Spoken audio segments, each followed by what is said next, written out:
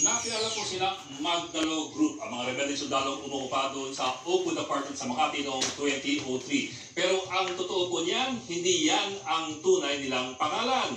Nang mabuo ang grupo, ang tawag nila sa sarili ay ang Bagong Katipunan. Medyo malayo. Saan po galing ang pangalang Magdalo?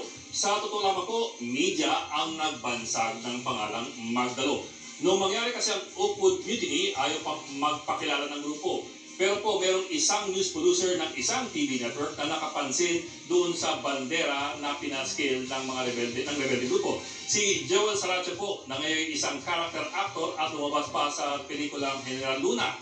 Nang makita niya ang bandera ng mga rebelde, ang sabi ni Joel Saracho ay bandera yan ng Magdalo Faction ng Katipunan. At doon po nanggaling ang bansag na Magdalo Group na inadapt na rin sa huli ng mga rebelde. Pero ang totoo po niyan, hindi po bandera ng Magdalo Faction yan.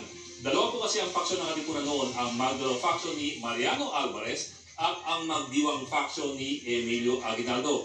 Ito po ang bandera ng Magdiwang Faction, nakahawig ng bandera ng Magdalo Rebels na tinatawag natin ngayon. Ito naman po ang totoong bandera ng Magdalo Faction. Kung ikumpara mo, medyo magkaiba po. Isa rin pong hindi alam ng marami, ang akala po ng marami, mula sa pool ay si Antonio Trillanes ang leader ng tinatawag na natin ngayong Magdalo Group. Hindi po.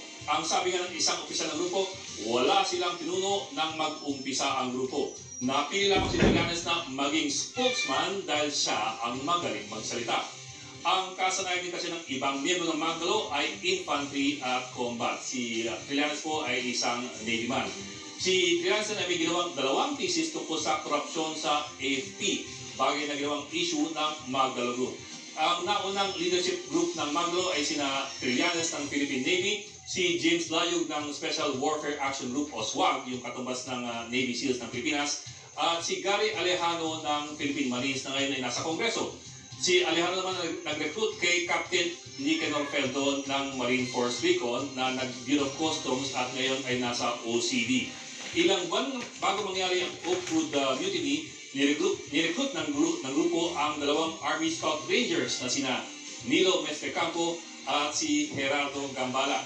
Sila po ang tumayong mga leader ng Bagong Katipunan Group na mangyari yung Oakwood Mutiny. Sa huli, inako na rin nila ang pangalang Magdalo at naging de facto leader na rin ng grupo si dating Lieutenant Senior Grade Antonio Trillanes.